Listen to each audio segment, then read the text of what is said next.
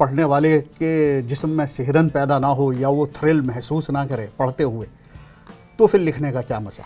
ऐसी किताबें लिखे जिस पर बुक्स, फिल्म भी बने, वेब सीरीज़ भी बने, सब चीज़ें बने। जितने प्रोडक्शन हाउस हैं वो बहुत ज़्यादा किताबें पढ़ते हैं, खोज खोज कर किताबें पढ़ते हैं, वो कहानियाँ तलाश करते हैं। नॉवल के बारे में ख़ास बात ये कही जाती है कि इसके जो रीडर्स हैं वो ज़्यादातर लड़के हैं, ज़्यादातर जेंट्स। तो मैंने ख़ास तौर पर नायिका टाइटल रखा और एक लड़की की कहानी इसमें लिखी, तो सबसे ज़्यादा रिव्यूज़ इस बुक को लेकर लड़कियों के हैं। Hello and welcome, my name is Sania. आप मेरे साथ देख रहे हैं अनकट और हम बात करने वाले एक बुक की जो एक थ्रिलर है और हमारे साथ है Amit Khan ji. Sir welcome to uncut. Thank you. मुझे बताओ, जब आप एक थ्रिलर लिखते हो आपको खुद डर लग रहा होता है लिखते हुए, या आपको लगता है कि इसे और डरावना बनाते जाओ, मतलब जो पढ़ रहा है वो डर जाए पूरा? नहीं, ऐसा कुछ नहीं है। देखिए, डराना उद्देश्य नहीं होता, अच्छी कहानी लिखना उद्देश्य होता है। और नो डाउट जब एक थ्रिलर है, एक सस्पेंस है, तो उसमें ड्रामा तो बहुत ज़्यादा ज़रूरी है। और अगर ड्रामा नहीं होगा तो क्या मज़ा। और चूंकि मैं तो बचपन से लिखता आया हूँ थ्रिलर कहानियाँ, पढ़ता भी थ्रिलर था तो लिखने का शौक़ भी थ्रिलर हो गया। तो बहुत ज़्यादा थ्रिलर बुक्स लिखी मैंने। तो पहले यानी इब्ने सफ़ी से लेके हम जो पुराने इवन सोशल भी, गुलशन अंदा, रानू, सबको मैंने बहुत पढ़ा, लेकिन आदत बन गई थ्रिलर लिखने की। तो डराना उद्देश्य नहीं है, लेकिन हाँ, नो डाउट अगर पढ़ने वाले के जिस्म में सिहरन पैदा ना हो या वो थ्रिल महसूस ना करे पढ़ते हुए, तो फिर लिखने का क्या मज़ा। मैं आपको बता दूं, जब मैं थ्रिलर पिक्चरें देखती हूँ या मैं हॉरर मूवीज देखती हूँ, मेरी मम्मी बोलती है क्या देख रहे हो, ये अच्छी चीज़ें देखो। जब आप ये लिख रहे होते हो क्या आपकी फैमिली बोलती है कि यार कुछ अच्छी कहानियाँ लिखो, ये डरा क्यों रहे हो हमें? नहीं, देखिए, मैं एक चीज़, बड़ी ये बात आपने मजाक में कही, लेकिन एक बहुत सीरियस बात मैं आपको बताऊं। चूँकि मुझे लिखते हुए आज 30-35 साल हो गए और मैंने बचपन से जो अपने रीडर देखे, मैं बचपन इसके लिए बोल रहा हूँ चूँकि मैं बचपन से लिख रहा हूँ। मेरी 12 साल की उम्र में पहली कहानी पब्लिश हो गई थी, 15 साल की उम्र में पहला नॉवल पब्लिश हो गया था। पर 12 साल में आप कैसे पूरी किताब लिख ली आपने? नहीं, 12 साल की उम्र में पहली कहानी थी, शॉर्ट स्टोरी थी। अच्छा, पर शॉर्ट स्टोरी भी कैसे लिख ली इतने यंग उम्र में? मुझे खुद हैरानी होती है जब मैं 12 साल के आज किसी बच्चे और को ने तो देखता नहीं हूं। लिखी थी सर, आपने कंफर्म नाम डाल दिया। अगर किसी और ने लिखी होती तो ये जर्नी आज यहाँ तक नहीं पहुँचती। तो मुझे खुद हैरानी होती है कि मैंने ज़िंदगी में पहली कहानी लिखी और वो छप गई। आज जब मैं 12 साल के किसी बच्चे को देखता हूँ तो मैं उस छापने वाले को शाबाशी देने का मन होता है कि उसने छाप कैसे दी। लेकिन बहुत छपा, यानी आप ये समझें कि मैं 9th स्टैंडर्ड में था तब तक मेरी 40-50 कहानियाँ पब्लिश हो चुकी थी। फिर मैंने डायमंड कॉमिक्स भी बहुत लिखे। तो लिखने का शौक़ बचपन से रहा और लिखने के शौक़ ने आज ये किताबों की दुनिया से लेकर फिल्म इंडस्ट्री तक का ही सफ़र तय कराया, जो कि बहुत अच्छा रहा मेरे लिए। तो पर आपको पता था शुरू में आपको क्या बनना है? बिल्कुल पता नहीं था, और मुझे लगता है कि इसमें ऊपर वाले का योगदान है। ये मैं बिल्कुल ईमानदारी से बोल रहा हूँ, चूँकि 12 साल के बच्चे को क्या पता होगा उसने क्या बनना है। मैंने कहानी लिखनी। तो वैसे ऐसे डॉक्टर, इंजीनियर, पायलट, एस्ट्रोनॉट, ये सब तो होगा आपके दिमाग में? नहीं, मेरे दिमाग में कुछ नहीं था। हाँ, उस ज़माने में, आज से 30 साल पहले, हर माँ बाप अपने बच्चे को या तो डॉक्टर बनाना चाहते। 30 साल पहले, आज की डेट के माँ बाप नहीं चाहते हैं, या इंजीनियर बनाना चाहते थे, मेरा बेटा इंजीनियर बने, या हालांकि या लॉयर, हालांकि मार्क कम होते थे। सबसे पहली इच्छा होती थी डॉक्टर बनने की। तो हमारे घर में भी वो माहौल था कि जो पेरेंट्स थे वो डॉक्टर बनाना चाहते थे। लेकिन मैं अच्छा बचपन में चूँकि लिखा और वो छप गया, तो उन्होंने भी सोचा बच्चा है, जो कर रहा है करने दो, चूँकि पढ़ाई तो चल रही थी तो उन्हें कुछ इशू नहीं था।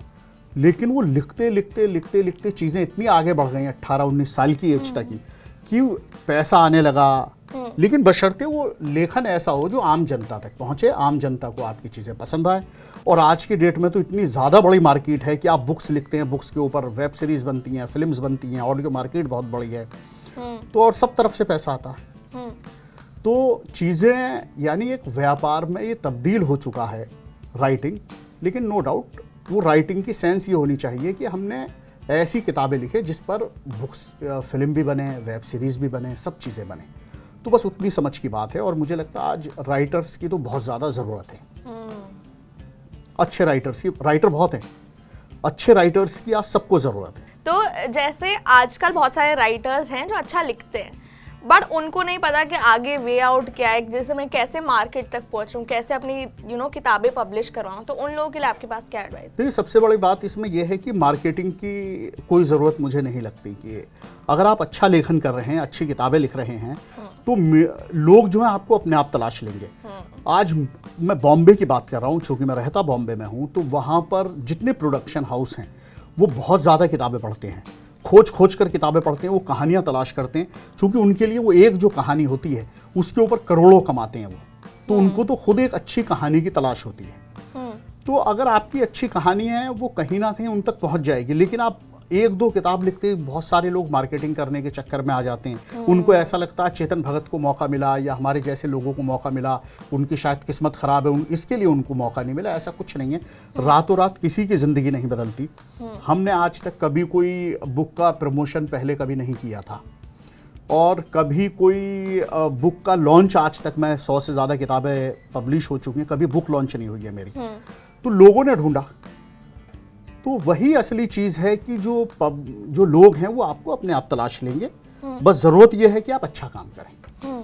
तो नए लोग, वरना वो नए लोग जो नए राइटर हैं वो बहुत भटकने लगते हैं, वो अच्छे काम से ज़्यादा प्रमोशन पे ध्यान देते हैं, अच्छी कहानी से ज़्यादा, जबकि अच्छी कहानी बहुत ज़्यादा मैटर करती है। सर, आपके साथ ऐसा कब था जब आपकी पहली बुक जो थी थोड़ी पॉपुलर होने लगी, लोग आपको जानने लगे? वो कैसा था, वो कौन सी बुक थी या कैसा टाइम था वो? देखिए, मैंने शुरू में 50 से ज़्यादा नावल तो घोस्ट राइटिंग की, दूसरों के नाम से नावल लिखे मैंने, और फिर मेरे बड़ी मुश्किल से अपने नाम से किताबें पब्लिश होनी शुरू हुई। तो नो डाउट, और 5-6 किताबों के बाद फिर मेरा कमांडर करण सक्सेना सीरीज़ का एक नावल आया, कैदी उसका नाम था, जो सुपरहिट हुआ। तो उसके वो बुक सुपरहिट हुई। हाँ, वो बुक सुपरहिट हुई। उसके बाद चीज़ें बदलनी शुरू हो गई। तो ये भी है कि एक जर्नी होती है। 4-5 किताबों में वो रेस्पॉन्स नहीं था, लेकिन फिर सिलसिला शुरू हो गया। चूंकि रीडर्स को भी समझने में थोड़ा वक्त लगता है जी, कि उनको भी एक किताब आपने अच्छी लिखी है, ठीक है, 2 किताबें अच्छी लिखी हैं, ठीक है, जब तक आप 5, 6, 10 किताबें लगातार एक के बाद अच्छी नहीं लिखने शुरू करते, तब तक रीडर भी आपको नहीं आसानी से कबूल करते हैं। तो आपने लगातार अच्छा लेखन की ज़रूरत है। पर ऐसा कुछ है जो आप ओवर द ईयर सीखे हो, जो आप यंग लोगों को बताना चाहोगे? जैसे कोई गलतियां जो आप पहले करते होगे और अब आप सीख गए हो? देखिए, गलतियां तो मुझे लगता है जो मैंने गलतियां की उससे मैंने सीखा। जो नई जनरेशन है वो जो गलतियां करेगी, उनकी गलतियां शायद कुछ और होंगी, तो शायद वो उससे सीखेंगे। तो हर आदमी की ज़िंदगी में गलतियां होती हैं, लेकिन उससे कोई फ़र्क नहीं पड़ता है कि जो आपने गलतियां की हैं वो आपको अपने आप कुछ टाइम के बाद पता चल जाता है कि गलतियां हैं, और फिर आप उनसे आगे। चलिए, आपकी बुक के बारे में बात करते हैं। बताइए, कहाँ से आती है वाली इंस्पिरेशन ये वाली बुक लिखने की, और क्या जर्नी थी बुक लिखने की वाली? नायिका के बारे में। देखिए, नायिका, मैंने बहुत ज़्यादा थ्रिलर नावल लिखे हैं, और मुझे एक कहानी हमेशा इंस्पायर करती थी कि कोई ऐसी कहानी लिखी जाए जिसमें कहीं कोई मैसेज भी हो, जो लड़कियों के लिए हो। नावल के बारे में ख़ास बात ये कही जाती है कि इसके जो रीडर्स हैं वो ज़्यादातर लड़के हैं, ज़्यादातर जेंट्स थ्रिलर बुक्स पढ़ते हैं। तो ये बात मुझे, लड़कियां भी हैं, मैं ये नहीं कह रहा हूँ, लेकिन लड़कियों की संख्या बहुत कम होती है। तो मुझे हमेशा ये चीज़ ख़राब लगती थी कि लड़कियां भी बहुत ज़्यादा थ्रिलर पढ़नी चाहिए। तो मैंने ख़ास तौर पर नायिका टाइटल रखा और एक लड़की की कहानी इसमें लिखी। तो इस किताब का जो टारगेट था वो लड़कियों को टारगेट करना था, कि हम लड़कियों के बीच में एक नई रीडरशिप क्रिएट करें, और जिसमें लड़कियों के लिए, यंग लड़कियों के लिए कोई मैसेज भी हो। तो इसके लिए नायिका, वहीं से ही सारा प्लॉट बना। और इस कहानी की सबसे ख़ास बात यह है कि जो नावल है ये 250 पेज का नावल है, और सिर्फ 2 घंटे की कहानी है। यानी पूरी कहानी सिर्फ 2 घंटे में ख़त्म हो जाती है, और एक रेडियो शो के दौरान की कहानी है। यानी एक रेडियो शो चलता है, और जिस टाइम वो 2 घंटे का रेडियो शो है, और जिस 2 घंटे के रेडियो शो के दौरान ही बहुत सारी ज़िंदगियाँ अनफोल्ड होती हैं। उसी दौरान पूरी कहानी है, उसी दौरान पूरा थ्रिल है, सस्पेंस है, पूरा ड्रामा है। तो ये भी अपने आप में बड़ा चैलेंजिंग था मेरे लिए कि सिर्फ 2 घंटे की कहानी को 250 पन्नों में लिखना। लेकिन आज मेरे लिए सबसे बड़ी बात यह है कि आप अमेज़ॉन पे जाके देखेंगे तो सबसे ज़्यादा रिव्यूज़ इस बुक को लेकर लड़कियों के हैं। तो ये मेरे लिए बहुत बड़ा प्लस पॉइंट है कि जिस चीज़ को मैंने टारगेट किया था, जिस चीज़ को मैं चाहता था कि लड़कियां इस किताब को ज़्यादा से ज़्यादा पढ़ें, तो पढ़ रही हैं। और इसके ऊपर जल्दी फिल्म की भी प्लानिंग है। जी। तो हमारे पैन स्टूडियो एक कंपनी है, बहुत बड़ी कंपनी है, जिन्होंने गंगूबाई काठियावाड़ी और RRR जैसी फिल्में बनाई हैं, वो इस नायिका के ऊपर फिल्म की प्लानिंग कर रहे हैं अभी। सर, जो आपकी बुक होती है वो ऐसे राइटर्स, प्रोड्यूसर्स जो है वो देखने लगते हैं, आपका कितना इन्वॉल्वमेंट होता है उन चीज़ों में जब पिक्चरें बन रही होती हैं, वेब सीरीज बन रही होती हैं बुक के ऊपर? नहीं, इन्वॉल्वमेंट तो मुझे लगता है एक राइटर का होना चाहिए, और ये भी शायद गुजरे दौर की बात हो गई जब वो राइटर्स को बहुत ज़्यादा इन्वॉल्व नहीं करते थे पहले लोग। अभी राइटर भी शायद सिनेमा को समझने लगे हैं, नए राइटर जो हैं। जो पुराने राइटर होते थे वो थोड़ा एक दूरी बना के भी रखते थे, उनको चीज़ें डाइजेस्ट नहीं होती थी। अच्छा, मेरे साथ तो एक प्लस पॉइंट ये है कि मैं खुद अभी यानी कि स्क्रीन प्ले, डायलॉग मैंने सब किए हुए हैं, तो मैं सिनेमा को बहुत अच्छी तरह समझता हूँ। मैं पिछले 15-16 साल से रह ही बॉम्बे में रहा हूँ, तो पूरी इंडस्ट्री को अच्छे से समझता हूँ। तो मैं तो बहुत ज़्यादा इन्वॉल्व होता हूँ, और लोग भी इन्वॉल्व करते हैं, प्रोडक्शन हाउस भी इन्वॉल्व करते हैं। जैसे आपका जो कमांडर सक्सेना, करण सक्सेना वाला बुक थी, उसके ऊपर सोनू सूद कर रहे हैं जी जी ऑडियो शोज, वो वाला कैसा एक्सपीरियंस होता है जब आप देखते हैं कि एक बुक का पूरा मीडियम ही चेंज हो रहा है पर कहानी सेम है? देखिए, मैं तो ये बोलता हूँ बहुत अच्छा चीज़ें हैं कि आज इतना बड़ा प्लेटफॉर्म हो गए हैं कि आपकी ये कहानी आज अलग अलग माध्यम से, अलग अलग जरिए से लोगों तक पहुँच रही है। तो ये भी एक बड़ा था कि स्पॉटिफाई जैसी कंपनी, जिन्होंने कमांडर करण सक्सेना को अप्रोच किया, कि जिसकी 58 बुक्स पब्लिश हैं कमांडर करण सक्सेना की, और वो चाहते थे कि हर बुक के ऊपर वो एक सीज़न बनाएं। तो 3 सीज़न उन्होंने बना भी दिए हैं, और कमांडर करण सक्सेना को आवाज़ दी है सोनू सूद ने। और जब सोनू सूद को डिसाइड किया गया, वो भी हमारे लिए अच्छा इसके लिए था, चूँकि स्पॉटिफाई और मेरे बीच ही डिस्कशन हुआ था किसको लिया जाए। चूँकि कमांडर करण सक्सेना एक ऐसा किरदार है, एक ऐसा कैरेक्टर है जो रॉ का एजेंट है, और जो देश के दुश्मनों से लड़ता है, देश के लिए लड़ता है।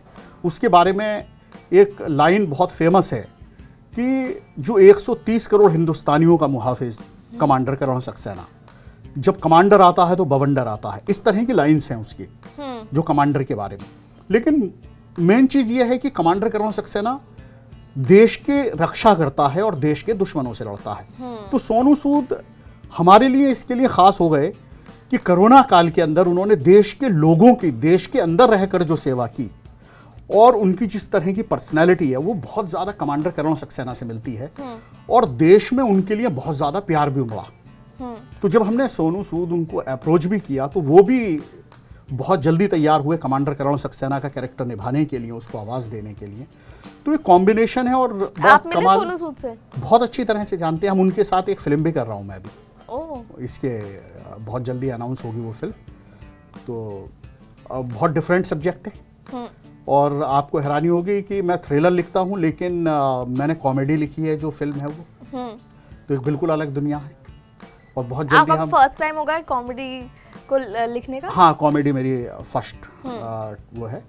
और लेकिन सोनू सूद, उनको भी सुना है, उनको भी बहुत अच्छी लगी, और बहुत जल्दी फ्लोर पे जाएगी, तो उसका अनाउंसमेंट होगा फिल्म का भी। सर, इतने सारे मीडियम्स आ गए हैं, जैसे पॉडकास्ट हैं, वेब सीरीज हैं, फिल्म्स हैं, आपको ऐसा लगता है राइटर्स जो बुक्स पढ़ते हैं और जो बुक्स लिखते हैं वो कम हो गए हैं? लाइक सेल भी कम हो गई है, और जो राइटर्स हैं वो भी कम हो गए, ऐसा आपको लगता है? देखिए, राइटर तो कम नहीं हुए, राइटर पहले भी कभी कम नहीं थे। हाँ, मैं बोलता हूँ कि अच्छे राइटर की हमेशा कम रहे, और कुछ लोग क्या होते हैं, बहुत शौकिया तौर पे लिखते हैं। 1-2 किताबें लिखी, अगर 1-2 किताबों में कुछ नहीं हुआ तो पैकअप कर लेते हैं कि नहीं, ये हमारी दुनिया नहीं है। मुझे लगता है वो गलत है, क्योंकि हर चीज़ को समझने में, सीखने में बड़ा वक्त लगता है, तो बहुत जल्दी वो पीछे ना जाएं जो नए राइटर आ रहे हैं। और जहाँ तक रीडरशिप की बात है, ये सच है कि पेपर बैक बिकना पहले के मुकाबले कम हुआ है, लेकिन पेपर बैक कम हुआ है, उससे राइटर्स को हताश या निराश होने की ज़रूरत नहीं है। रीज़न क्या है कि आज ई बुक की बहुत बड़ी मार्केट बन गई है। जैसे मेरी खुद की प्रतिलिपि पर आज बहुत सारी किताबें हैं, और प्रतिलिपि पर मेरी एक किताब है जो सिर्फ पिछले 4 महीने के अंदर 32 लाख लोगों ने पढ़ी है। ये ऑफिशियल है, प्रतिलिपि पर कोई भी जाकर देख सकता है। मेरी दूसरी किताब है जिसे 12 लाख लोग पढ़ चुके हैं, और सिर्फ 4 से 5 महीने के टाइम पीरियड में। और 1-2 लाख किताबें पढ़ने वाले तो बहुत ज़्यादा लोग हैं। तो ऐसा नहीं है, वो भी तो रीडर हैं, वो पढ़े पेपर बैक नहीं पढ़ रहे हैं, ई बुक पढ़ रहे हैं। किंडल पर आज ई बुक बहुत पढ़ी जा रही है। अलग अलग माध्यम पैदा हो गए, तो हम जब एक बुक लिखते हैं तो फिर आज जो ई बुक पढ़ी जा रही है वो भी तो एक रीडरशिप है। तो और इसके अलावा जब हम बुक लिखते हैं तो उस पर आज वेब सीरीज बन, ये अलग अलग जरिए अलग अलग माध्यम पैदा हो गए। ये तो प्लस पॉइंट है। क्या आप सोचते हो जब आप बुक लिख रहे होते हो या कुछ भी स्टार्ट कर रहे होते हो लिखना कि हो सकता है वेब शो में जाए, तो मैं थोड़ा उस हिसाब से भी लिखता हूँ, या फिर आप बुक के हिसाब से ही लिखते हो? आज से 25, 26, 30 साल पहले से जो जर्नी शुरू हुई थी तब मैं सिर्फ बुक के हिसाब से लिखता था, ये बिल्कुल ईमानदारी से बोल रहा हूँ। लेकिन हमें पता भी नहीं था कि एक दिन इन सब पर वेब सीरीज बनेंगी, फिल्में बनेंगी। जैसे कमांडर कैलान सक्सेना तो मैं पिछले 30 साल से लिख रहा हूँ। आज कमांडर कैलान सक्सेना पर वेब सीरीज की प्लानिंग भी चल रही है और स्पॉटिफाई पे शो भी आ गया। जो मेरा बिच्छू का खेल है, ये जो बुक है, ये एकता कपूर ने जो वेब शो बनाया, तो ये भी 26 साल पहले लिखी गई थी किताब जो है। अभी वो 4-5 बुक के राइट उन्होंने और भी लिए हैं और भी वेब सीरीज बना रही हैं एकता भी। तो तब तो हमारे दिमाग में भी नहीं था, तब तो हम वेब सीरीज को जानते भी नहीं थे वेब सीरीज क्या होती है। लेकिन नो डाउट आज विजन चेंज हो गए हैं, आज बहुत बड़ा बिजनेस मार्केट ओपन है, बहुत सारी दुनिया ओपन है। तो अब कहानियाँ उस तरह से लिखी जा रही हैं और मुझे लगता है बेटर भी है, लिखनी भी चाहिए कि आप सिर्फ एक कहानी सिर्फ किताबों तक ही क्यों सीमित रहे, वो तो अलग अलग प्लेटफॉर्म पे जानी चाहिए। उसकी ई बुक भी बने, उसकी ऑडियो पॉडकास्ट भी बने, उसकी फिल्म्स भी बने, तो ये तो बहुत अच्छी बात है। मुझे बताओ कि आजकल बहुत क्रिटिसिज्म चल रहा है कि बॉलीवुड की जो पिक्चरें हैं उनके बहुत गंदे राइटर्स हैं, ये क्यों ऐसी पिक्चरें लिख रहे हैं, गाने ऐसे क्यों लिख रहे हैं। आपका क्या टेक है उस पर? आपको क्यों लग रहा है कि बॉलीवुड की पिक्चरों के साथ ऐसा हो रहा है?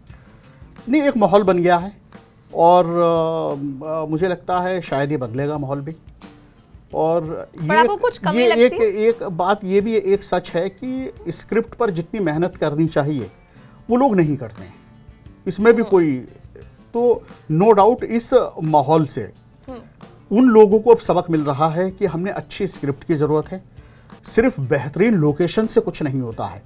जो लोकेशंस पर पैसा खर्च करते हैं, स्विट्ज़रलैंड चले जाते हैं, लंदन चले जाते हैं, दुनिया भर में शूट करके आते हैं। फिल्में तो ऐसी होती हैं कि हम दोनों अगर मान लीजिए इसी एक यहाँ बैठे हुए हैं और अगर कोई जादूगर है तो इस यहाँ पर भी 2 घंटे की कहानी लिख सकता है और आदमी हिलेगा नहीं। और ऐसी बहुत फिल्में पहले बन चुकी हैं। एक रुका हुआ फैसला, जैसे आपके बात करते मुझे अभी ध्यान आया, पंकज कपूर साहब की फिल्म जो सिर्फ एक हॉल के अंदर थी, तो और बहुत सुपरहिट फिल्म थी, लोगों ने बहुत तारीफ की। कुछ भी नहीं था फिल्म के अंदर, सिर्फ कंटेंट अच्छा था, कहानी थी, एक ड्रामा था कि एक हॉल के अंदर भी कैसे खेला जा सकता है। तो खेलने वाला होना चाहिए। ये ज़रूरी नहीं है कि 500 करोड़ की फिल्म बिजनेस करेगी, वो फिर 5 करोड़ की फिल्म भी बिजनेस कर सकती है। बढ़िया सा। जाते मैं चाहती हूँ कि आप अपने हमारे व्यूअर्स को बताएं कि नायिका क्यों उन्हें पढ़नी चाहिए, क्या अलग है इसमें, क्या मिलेगा उन्हें जब ये पढ़ेंगे और कहाँ से खरीद सकते हैं किताब? देखिए, नायिका के बारे में मैं एक ही बात कहूँगा, ये नायिका हालांकि पीछे भी दिखाई दे रही है तो इन्होंने बहुत अच्छा आयोजन किया, आयोजन वर्ड बोलूँगा, ये मेरी आदत है तो मैंने अपने पॉइंट से भी दिखा दी तो देखिए, नायिका के बारे में मैं एक ही बात कहूँगा कि यूँ तो हर कोई बोलता है कि बहुत डिफरेंट थ्रिलर है, बहुत ऐसा है, लेकिन जब आप पढ़ेंगे तो नो डाउट ये जैसे मैंने अभी बोला सिर्फ 2 घंटे की कहानी है और 2 घंटे की कहानी आप 250 पन्नों में देखेंगे। इसके अलावा इस कहानी के अंदर जब आप पढ़ेंगे तो एक बहुत बड़ा मैसेज है और सिर्फ लड़कियों के पॉइंट से लिखी गई ये कहानी है।